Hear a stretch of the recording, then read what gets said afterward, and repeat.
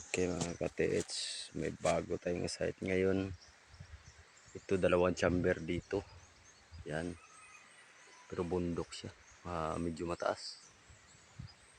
Level lang yung ano niya, yung item niya. Dalawang chamber, isa dito at saka isa doon. Yung entrance paglukit natin nandito. Tingnan niyo yung entrance mga ka-TH para makasabi kayong legit. Legit yung gamit natin.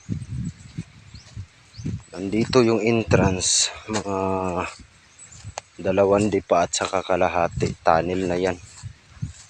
Mabuksan na yung tunnel dyan. Nandito yung entrance. Turo ko sa inyo yung entrance natin. Ito yung area, parang may sapa dito sa gilid na letter Y. Yan.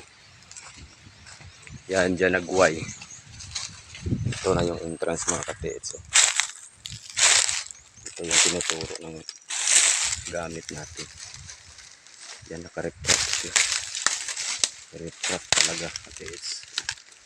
Nakapile talaga yung mga bato-bato.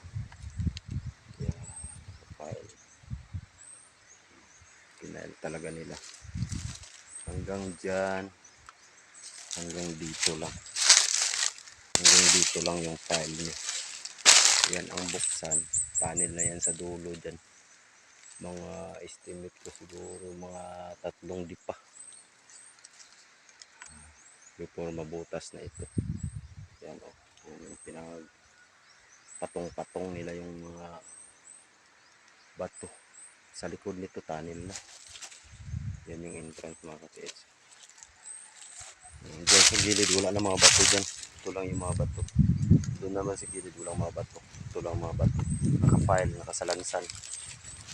Ayan ang pinaka-entrance mga ka-TH. Ito yung area. Ang lalaki ng mga bato dito. Galing siguro dito sa loob. Kasi 2 chamber yan. 2 chamber. Ito yung may item oh. Bunker. Mini bunker at saka big bunker. Nandun yung isa. Nandito yung isa. Ayan o mga bato oh. Galing yan dyan sa loob ng bundok na yan. Pinanglipat nila dito. Marami siguro nagtatrabaho nito noon. Yan mga ka-TH. Okay mga ka-TH, pakipollow na lang sa ating at saka paki-like na lang din.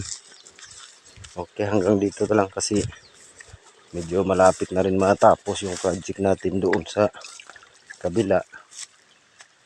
Next project ko na ito. Ayan ang mga marker. Okay, doon nakaturo talaga lahat. Yan. Okay mga ka-TH, hanggang dito na lang. Thank you po sa inyong lahat, sa mga followers ko dyan. Thank you sa inyo.